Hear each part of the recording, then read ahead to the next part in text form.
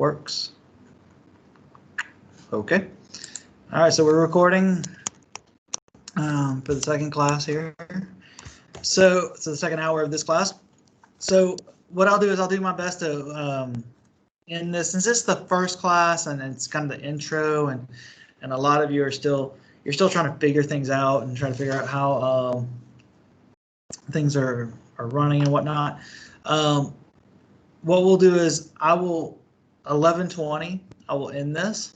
Okay, and then that'll be it for today. Okay, so let's go ahead and get into the next set of slides here. Okay, so you should be seeing there. Good. Okay, so you should be seeing the introduction slides. All right, so and all of these should be available on Microsoft Teams on the team for this class. You know, we used to use the Google Classroom, and one of the nice things was that when I made changes to my file on my computer, it would change it in Google Drive, which would then change it for you guys too. I don't know how seamlessly that's going to work with Microsoft Teams, but we'll find out together. Okay, so let's just get right into it and just talk about not necessarily computer programming, but what is engineering in general? Because here, you know, at the end of the next 4 or more years, you are going to be an engineer. Okay, those of you sitting at in this class and listening to this lecture right now, one day you want to have the title of engineer. Okay, well, what does that mean? Some of you probably, if I were to ask you, why do you want to be an engineer? If you're anything like I was when I was your age, I would say things like, well, I'm really good at math, and engineers do lots of math things. So I want to be an engineer because I like math.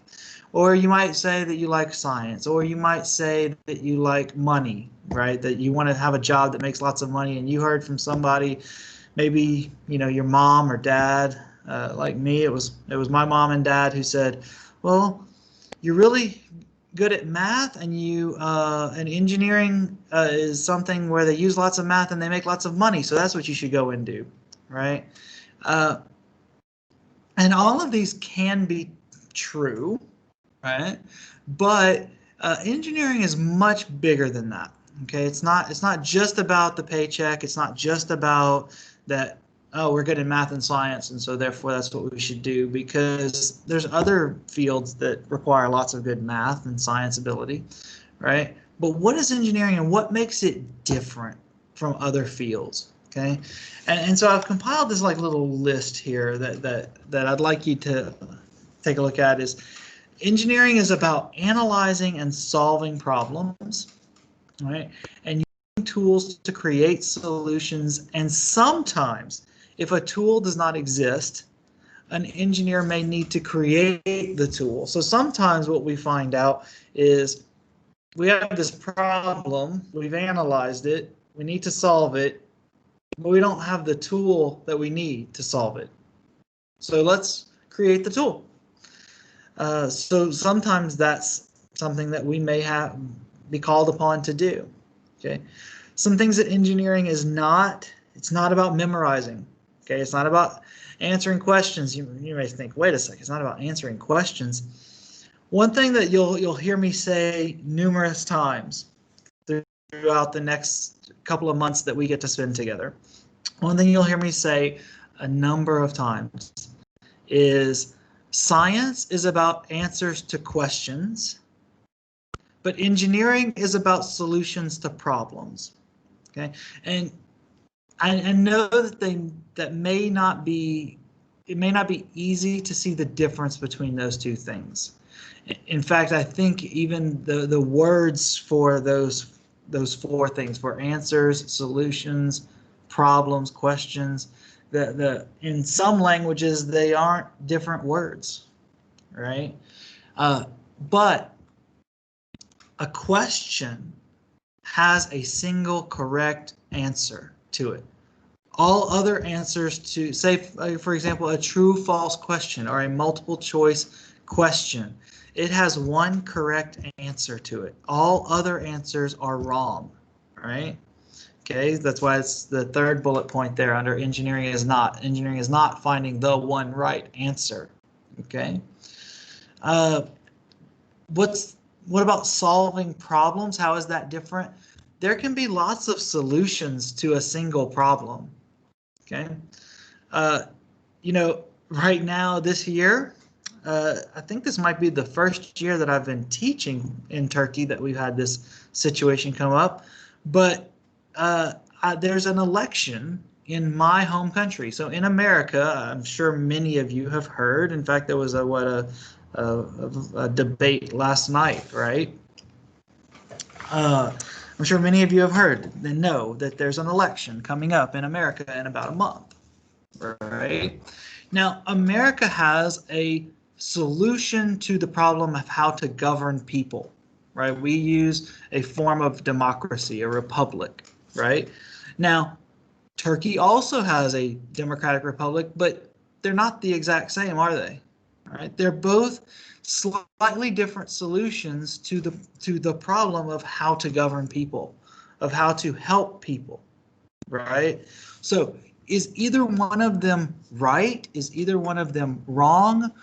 No, I wouldn't say that about either one of them, right? And so what we see are two different solutions that both solve a problem in different ways, and both can be good, and both can have their issues as well.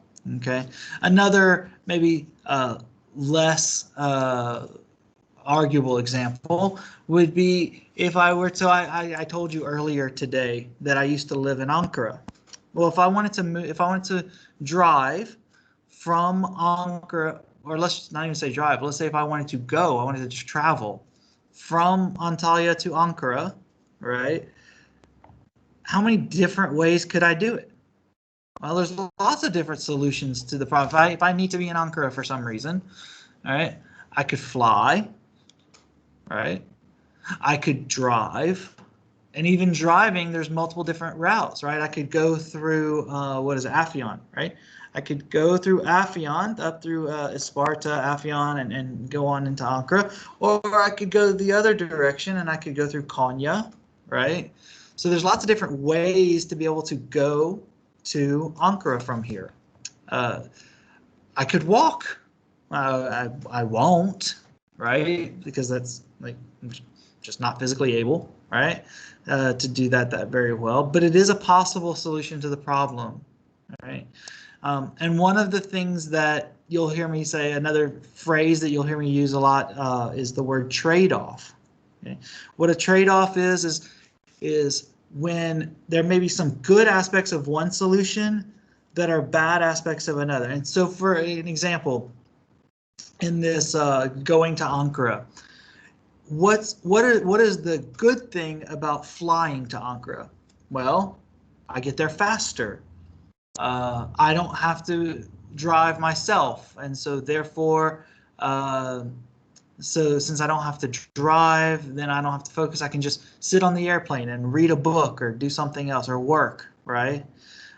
Whereas if I drive, I have to, it takes longer. I'd have to focus on the road. I wouldn't be able to read. Hopefully you don't read while driving, right? Okay, so then why would anyone ever drive? Well, driving may be cheaper, right? Or driving may allow you to stop and see friends who live in the city along the way, like a Afyon or something like that, right? And so, in fact, the first time I ever drove from Antalya to Ankara, I was going up to Ankara for a wedding, and we stopped in Konya and had etli ekmek. And I had etli ekmek for the first time, and it was so good, right? And so this was something I could not have gotten. I could not have had the experience of going to Konya if we had taken an airplane to go from Antalya to Ankara. And so that's a trade-off. Some good, some bad, and this is one of the things about analyzing, is we can analyze and we can see the good and the bad in different potential solutions.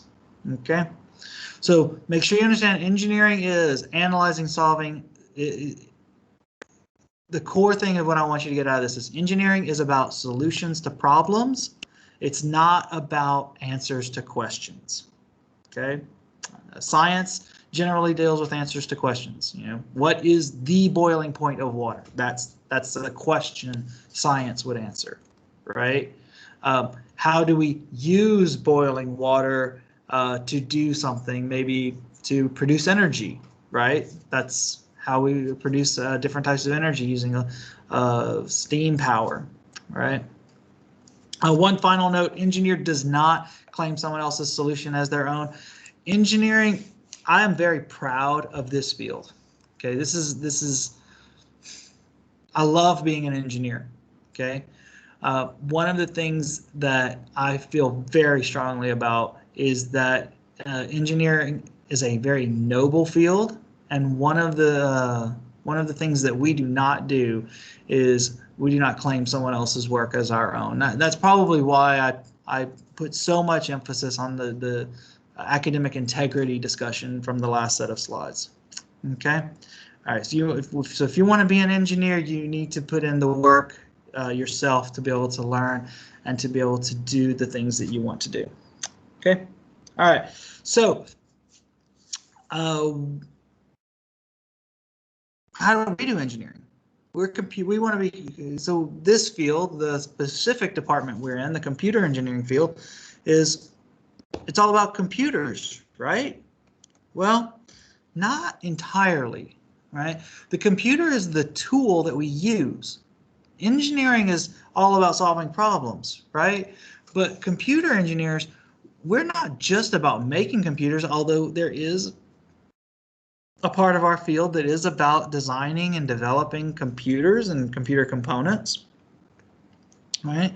But what we're more about is about developing an algorithm, algorithms to be able to solve the problems that we face. Okay. So what is an algorithm and components? And we're going to talk about some of that here today. Okay. All right. So an algorithm is something that we're going to develop to solve problems. Now, there are some different ways that we might want to use to solve problems out there. Brute force, lucky guess, trial and error, some experience, and then scientifically or algorithmically might be a better way to put that. In fact, let me change that actually right here. Say algorithm.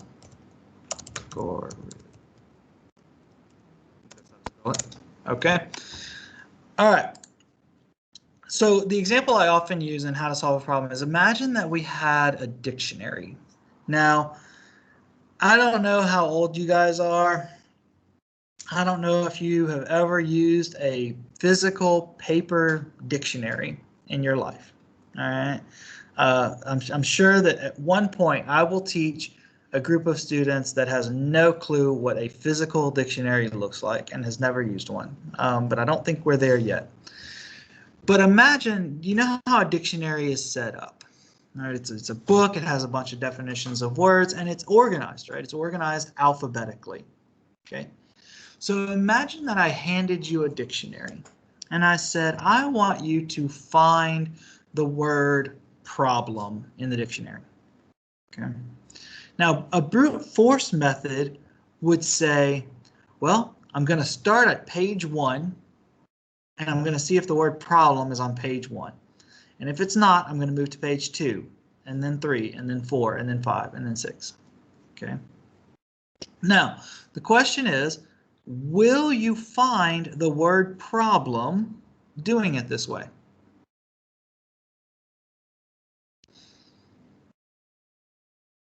And hopefully the silence is just your microphones being turned off and you saying, yes, you will find the word problem eventually.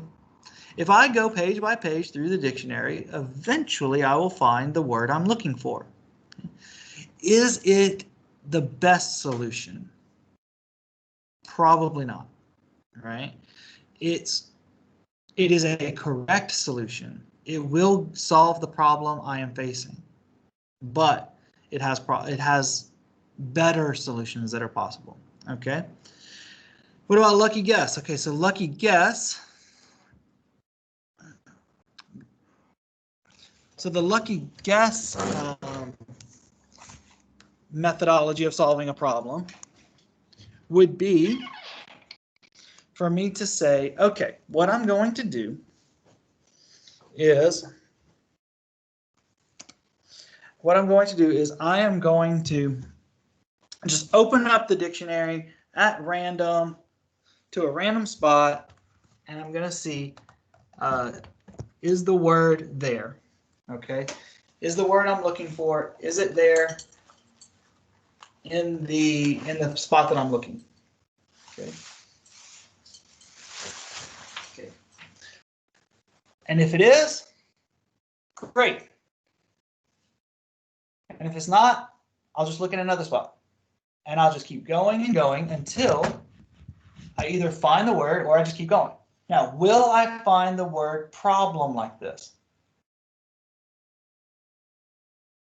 And what you should be saying to yourself is, we don't know. We don't know if we're going to find the word problem just by over and over again, randomly opening up the dictionary to these different spots. Okay? Maybe we will. We might find it on the first try. That's why it's called a lucky guess, right? We might get lucky the first time and find it immediately, but we might not. Okay? All right, so that's the lucky guess one. Trial and error is similar, right? So what if instead of just randomly opening up every time, what if I randomly open up the dictionary to a spot? If the word problem is there, great. I've found it. If the word problem is not there, then what I will do is I'll keep a note. I'll keep a note of all the pages that I've looked at where the word was not. Okay. And then I won't try those pages again. So if I open it up to page, 123 and it's not there, then I'll say, okay, don't open up to 123 again. Okay. Experience can be a solving problems sometimes if we can learn from our past mistakes. Like I said, like in terms of learning Turkish or learning English, right? Experience could be that I said something wrong and I learned from my mistake. Okay, I have plenty of examples of those. In fact, I may share some with you during the course of the semester, right? But what can be even better than learning from my own experience would be to learn from someone else's experience. Okay. So finally, really what we would love to do to solve problems is to use a scientific or algorithmic approach to be able to solve the problems that exist. Okay. And the way that this works is that instead of just using our own experience or trial and error, is to actually, before we even sit down to write out a solution, before we even sit down to try to develop the solution, the first thing we do is we analyze the problem itself. Okay, we think about some of the key parts of the problem. We analyze some of the key components. That way we can develop a good solution for that problem. Okay, so an algorithm. Let's see. Okay, so an algorithm. It's a fancy word, right? It's got some Arabic roots in it, right? It's algorithm, algebra,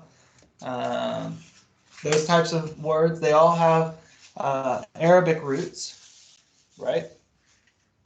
So, but basically what an algorithm is simply a sequence of instructions describing how to accomplish some task.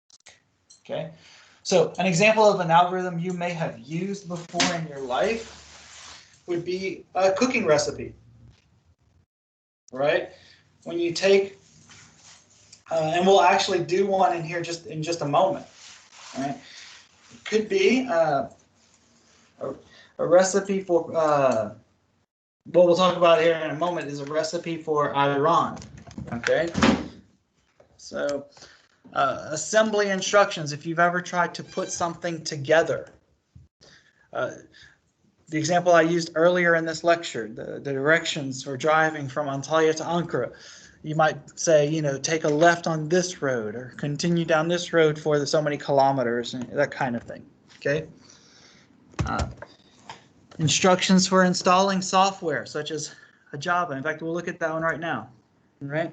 So if we were to install a software, right, something might be a simple set of instructions such as, you know, open the web browser, go to this link, right? Click on that. Click on this JDK. By the way, this is something that if the computer you're on is a new computer that has never run Java before, you will need to install this. Okay, you'll need to install a JDK, which is called a Java Development Kit, to make sure that Java is able to be executed on your computer. Okay, but the example that I like to use to explain how computer programs, what we often say is computers do everything you tell them to do and nothing of what you want them to do. Okay, so the example I like to use is this making AYRAN example. Okay, so keep a note of the different instructions here. Okay, because I'm going to take this off. I'm going to turn my camera on so that you can see the making of the AYRAN here. Okay, so we're going to put 250 grams of yogurt into a mixer. We're going to add 1/4 of a liter of water. We're going to add some salt and turn on the mixer until the contents are smooth, and enjoy. So this might be an example of you made AYRAN on, like if you looked it up on, what is it, recipes.com or something like that, right? Okay. So let me do one thing so that I can turn the camera on. All right.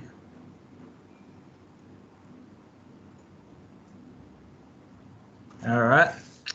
So let me stop sharing so that you can see this. Is there a way to make me?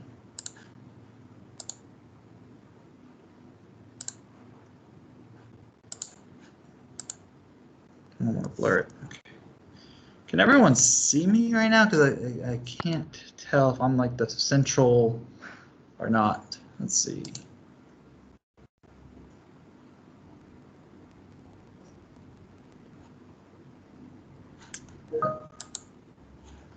Can you see me?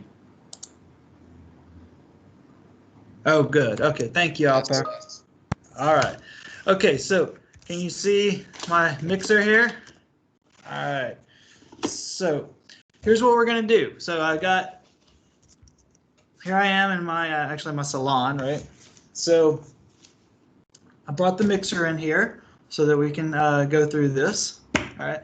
So let's see. We need to put 250 grams of yogurt into the mixer. All right. So just go to, you know, Migros or A101 or I got this from the Bacall actually. So, all right. So what we're going to do is we're going to take 250 grams. Let's see.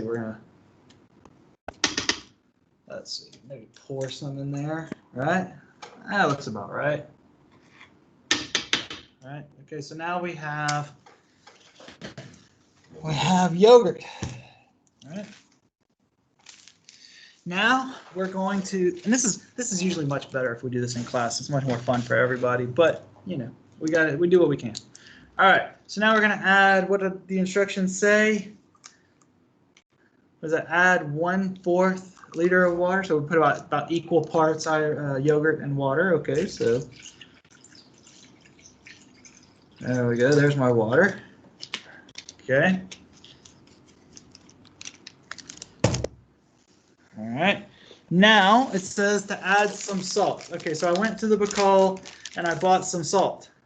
All right. So can I add this salt? Yeah. Oh no, actually no. This is regular water. Is that? Do I need soda water? Is that better? Oh well, thank you. Okay, so this is regular. So I can add this salt. So if I put this salt in here like this, right? Halfway there, right? So this is working so far, right? Yes, yes. Yeah, good. All right, thank you. So now if I turn on the mixer, If you add soda, what's that? if you add soda in it, it's more delicious than it. Okay, well, good. Thank you. That's good to know. I'll have to remember that. All right. But now, so far, I have the yogurt, I have the water, I have the salt. So now I can turn the mixer on, right? I Yeah. guess you should have. So if I turn the mixer on, wait, what's going on? Why is it not turning on? All right. Okay. The reason why I use this example and why I think it's one is because this is something that most of you guys know. You know some of the mistakes I made here. For one, just like even if you were to say, oh, don't put the plastic bag of salt. If I were to take the salt bag and open it up and put this entire thing of salt into here, you know, if I were to put this entire bag of salt in there, you would say, no, that's not correct, right? What's another mistake I made? I left it over here. One of you noted it. One of you said it. You said to plug it in, right? One of the things was because when I turn it on, it doesn't come on because it's not plugged in, right? If I had plugged it in and I turned it on, what would have happened? Some of you have experience, right? Everything would have gone flying everywhere, right? And my wife would not be very happy with me making a mess in her salon, right? So that's why they give us these things, right? So you can put the lid on there, right? But these are all things that we know because we have experience. We've experienced turning on the blender, turning on the mixer with the lid not on, and the problems that result. So when we see an instruction that says turn on the mixer, we know in our minds, even though it doesn't say put the lid on, we should do that. The lid should be put on. And when it says add some salt, even though it doesn't say how much, you know from experience that a little bit of salt, you just want a little bit, like just a tiny bit of salt, right? I think a good for 250 grams, what is like a quarter teaspoon or a quarter tablespoon, something like that. So these are all things that we know, but the computer doesn't know. Right? Now, there's lots of work. In fact, one of my graduate students is doing some work in the area of artificial intelligence and machine learning. And there's a lot of good work being done to help computers learn, right? But really, they're not as good at it as us, okay? And so what I'm getting at is when you write your computer programs, there's going to be some times that you it's not doing what I want it to do. Why is this doing this other thing that I didn't want it to do? All right. It could be because you weren't thorough enough. Okay. It has happened to me more times than I can count that I've done something, the results I got were not what I was expecting, and the reason why was because I forgot to tell the computer to do something. Okay. So let's talk a little bit about this simple example. I'll go back to the slides. Let's talk a little bit about this simple example and some of the components of the algorithm here. Okay. All right. So some components of the algorithm, values and variables. So 250 grams of yogurt would be an example of a value. Okay. A variable might be the container that we put it in. So maybe the mixer could be a container in that way. But basically the idea is this amount and what of. Okay. So is a value on its own, is 250 a value on its own? it's a numerical value, sure, but we don't know what it is unless we know the other part, like the grams of the yogurt, right? We also have instructions. So add, so to something that already exists, the 250 grams of yogurt in the mixer, we're going to add a quarter liter of water. So add, what's the word? A verb, right? A verb is an instruction. It's telling us something to do. A big part of the components of an algorithm are the sequences, right? We do step one and then step two. Now, in our AYRAN making example, steps 1, 2, and 3, for the most part, are interchangeable, right? We could do step 2 first. We could have put the water in first and then the yogurt, right? That wouldn't have changed things too much, right? But had we done step 4 first, assuming that it was plugged in and all of that stuff, had we done step 1, step 4 first, and then step 2 and 3 and 4, right, and then the other steps, it would not have resulted in AYRAN, right? So the sequence of how we did things is important. Okay? A procedure. In Java, we will call these methods. In other languages, if you have any programming experience, you might have heard them called operations, or more commonly functions. Okay, the idea is that there's things inside of that, right? So a procedure mix, turn on mixer, right? There's stuff inside of that that doesn't necessarily get said at this level, but it's inside it. So in the turn on mixer, what's implied is make sure it's plugged in, put the lid on. All of these other steps are inside of that, right? Okay. Some selections, we'll talk about that. Some if something is true, do one thing. If it's false, do something else. Repetitions, we'll also call them loops, right? So there's some keywords that will tell us if something is a repetition. And then finally, documentation. Probably, I would say, the least fun thing about our job as engineers. Very, very necessary, but I would say without fail, almost all computer programmers that I know think they do not like having to do documentation, but it is very important that we do it well. Okay, so we'll talk through a little bit more detail about some of these, and then we'll finish up. So values and variables. So values will represent the quantities or amounts or measurements. So it could be different types of values. You could have a numerical value, all right? So a numerical value might be 250 grams of yogurt. A numerical value might be if you're 19 years old, right? Those would be some different types of numerical values. You can also have text values. An example of a text value that you use every day is your name. Your name is a text, right? It consists of characters and string. It's a string text, right? It's not a numerical value. What's another example of a text value might be your email address or the university name that you go to, right? That kind of thing. Okay, variables are similar in that, but a variable is a container for a value.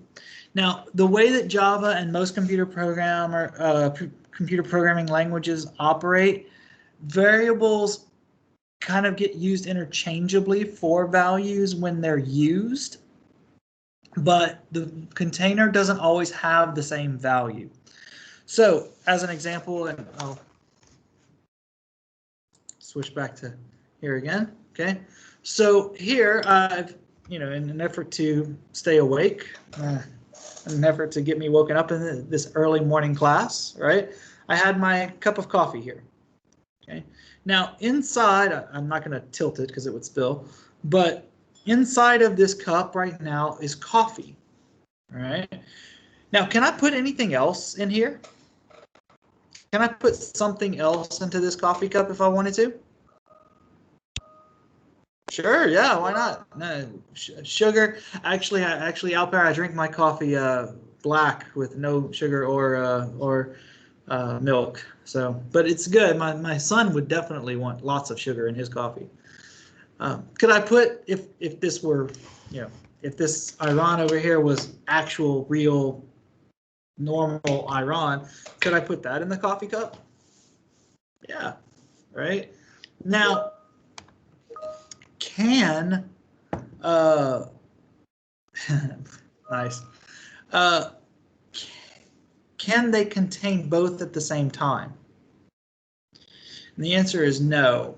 Right? If I want to put something else, if I want to put AYRAN, if I want to put water, if I want to put anything else into this coffee cup, I first have to get the coffee out of it. Right? I first have to take whatever's in it and throw it away. And that's what happens with a variable in a computer program, is that if we take one variable and if it has a value in it, okay, and we take another value and put it into that container instead, the old value is lost. The old value goes away. Okay, unless we save it somewhere else in another variable in another container, that old value goes away. Again, that's very important for us to know. All right. One other thing about Java specifically is that variables are specific types. So if we will talk about the different types of variables, the different types of numbers, because even in a language like Java, numbers have different types, right? There's integers and there's what we call floating points, decimal numbers. Okay. If I have a container, like let's say, for example, if this coffee cup, if for whatever reason it can only hold hot beverages, okay? Well, then I can put coffee in here, I can put tea in here, I could put hot water from the kettle in here, but I would not be able to put ice water in here, okay? If for whatever reason this cup was made in such a way that it could only hold hot liquids, okay? So in the same way, in Java, variables are set up in such a way that whatever the type of variable is, that is the only type of value that it can hold. Okay. Some of you may have some experience. Some of you may have some experience working with a language like Python. Python is different. Python is what we call implicitly typed. That's a special word. So there's Java is what we call explicitly typed.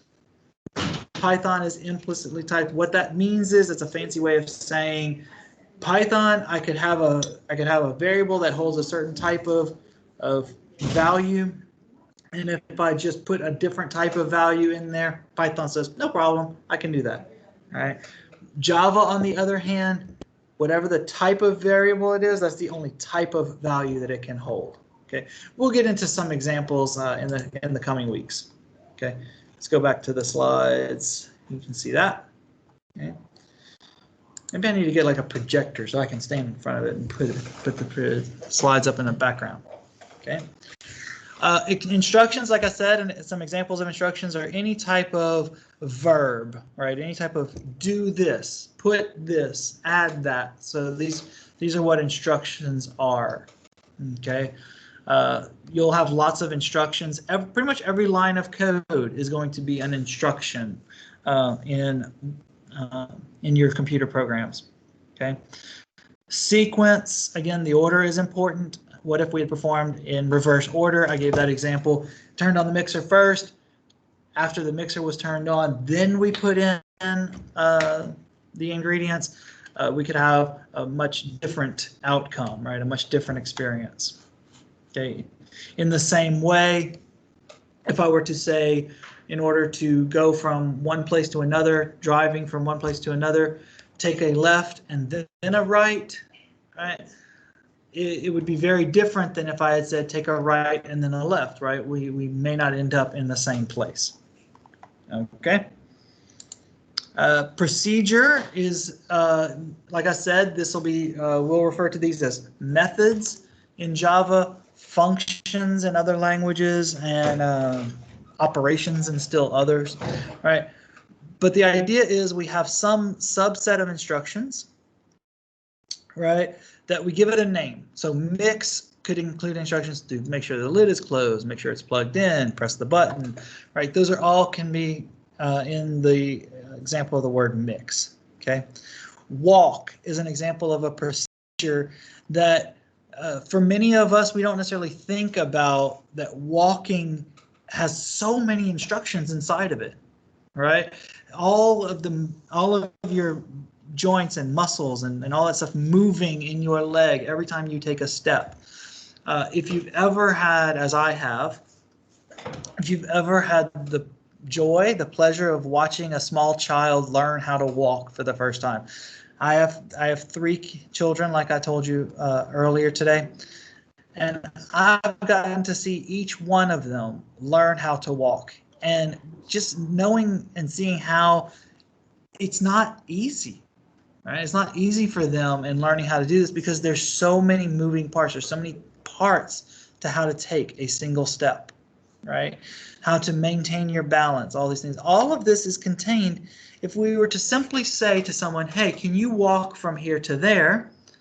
And they do, there's all kinds of other small instructions inside of it. Okay, so there's procedures all around us. There's methods, right, all around us.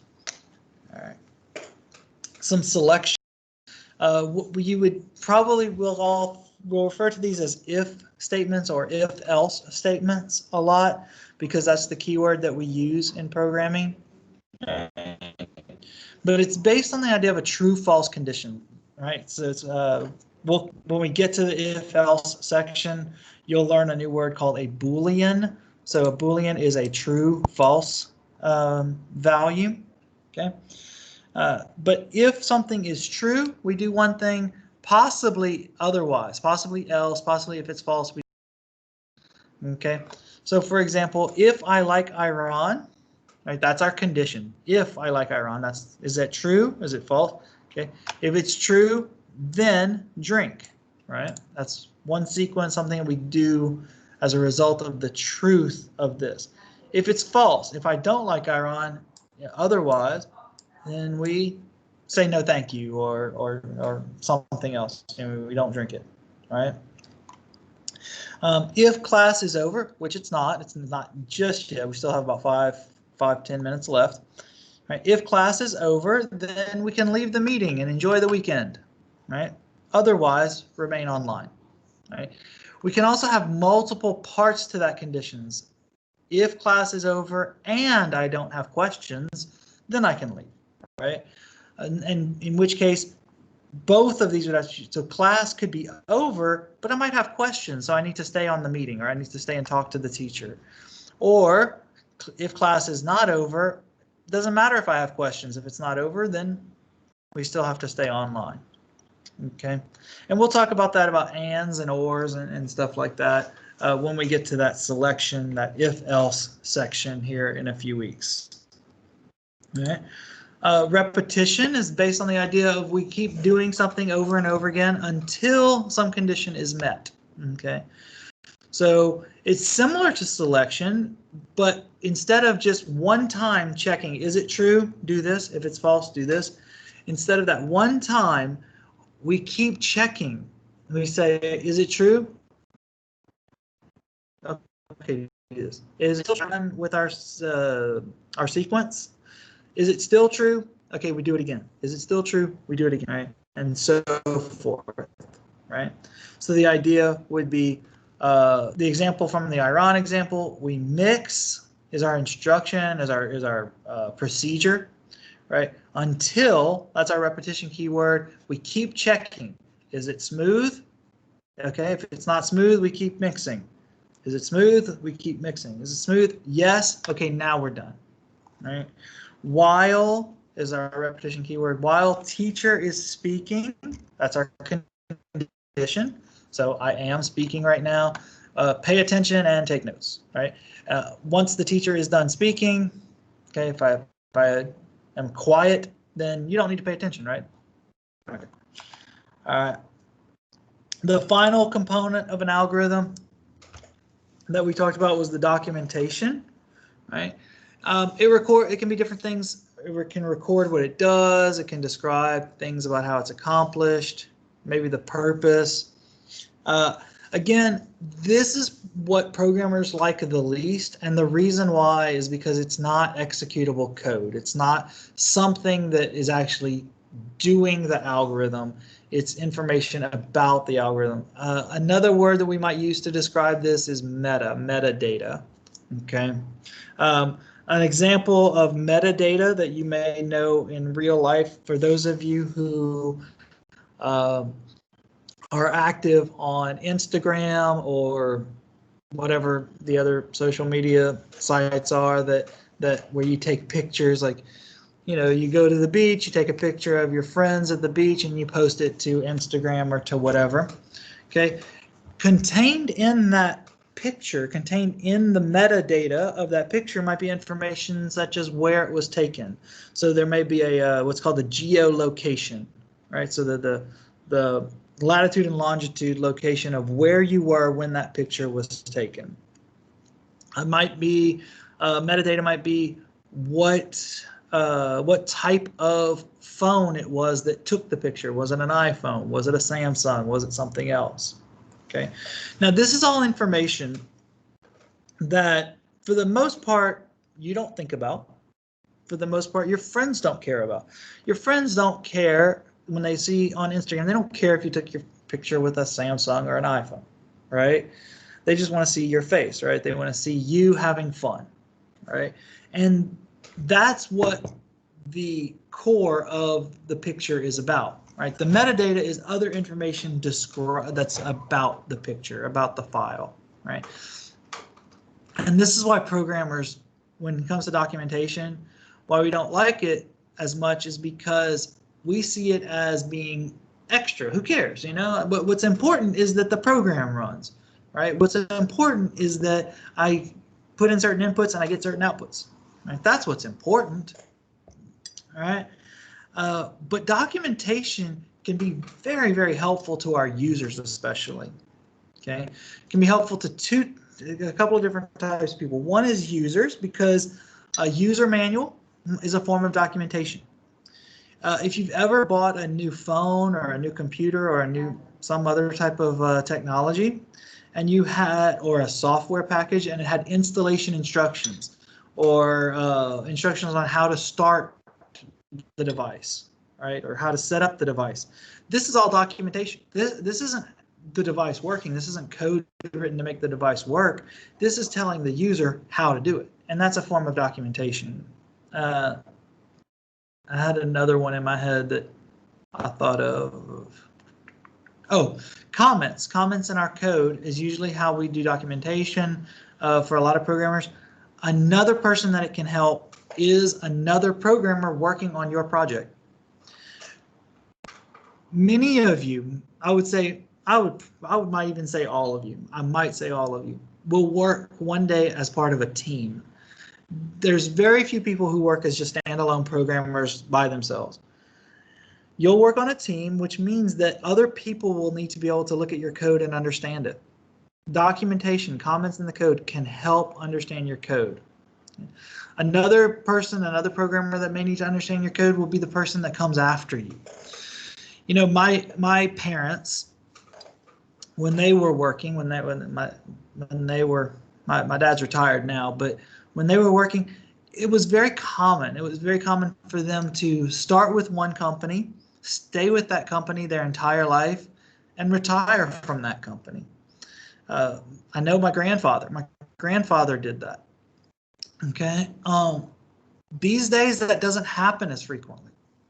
Right. Many of you will work for a company for a few years and then move on. In fact, I think the average length of time for someone to stay at one company is somewhere between 4 and 5 years, I think is the latest statistic.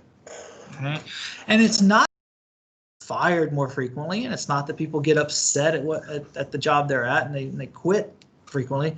It's that so many people these days, they acquire skills and they move on to better, for them, better opportunities. Okay. most of the time you're gonna leave one company and get a job with another company, and it's not gonna be because you don't like the first company. It's not gonna be because there's something wrong with them. It's just gonna be they weren't the fit for you anymore, and you want to move on. Okay, and every job that I've held, every job that I've had that I've left, and I've like I said, I worked in the industry for about a decade, for about 10 years, and I worked with 3 different companies during that time. And each time I left, I was in charge of training the person who took my position. So what would happen is I would stay on with the company for about a month after I let them know that I was leaving, and then they would hire someone pretty quickly or almost immediately, or they would take someone who was in the company and would move them up into my position, and I was in charge of training them. So I needed to tell them how to do my job, right? Now, what was really helpful in those situations was if I had documented my code, if I had commented my code to help them understand what the purpose of the code was, that really helped that training process. That really helped them understand how to write my code, how to do my job, how to understand my program. Okay, so I'm really getting into the documentation. Comments in your code helping us for this class, as far as this class is concerned, helping those of us who will be grading your programming assignments, helping us understand, well, why did she write this code this way, or why did he use this loop in this way, or why did he write this method this way. If you can help us with your comments, that can very much help us understand and grade you appropriately. Okay. All right, so it looks like as far as the time for today, you're probably, sorry, you can't see me, so I'm gonna do this right. Yeah, I said by this point, we've been on this call for almost 2 hours now, so your brains are probably like a little bit, right? So you've got a lot of new information that's come in there. So I'll go ahead and end it for today. And then we'll pick up where we left off next week. Again, your task for this week, what you need to do is download Java, download a JDK if that doesn't already exist on your computer, download and install a Java IDE so that you can start writing programs. What we will do is first thing next week, we'll start talking about how to write those codes, how to write and execute a piece of Java code. We're going to do a simple example to start off with, a hello world example. And if there aren't any other questions, then we'll go ahead and end the second part of our call for today here. Oh, yes, Mustafa Merritt, you have a question? Which IDE are we gonna use in class? Okay, so the examples that I will show, I will be using JGrasp for that. It's the first one in the list. You can use whichever one is helpful for you. Some students have liked JGrasp, others have liked IntelliJ or NetBeans. A few of my students, have gone with the Eclipse option, but like I said, Eclipse is very powerful. It's very useful, but it's also much more for experienced programmers. It's not very user friendly. You can use whatever IDE you want to use, because what you will be submitting to us for your assignments is your .java file. You can write that in Notepad if you want. I wouldn't suggest it. Eclipse is okay, I guess. Eclipse is okay. If you know how to use Eclipse, go ahead and use Eclipse. It's great. Okay, thank you. Sure. All right. Okay. So any other questions?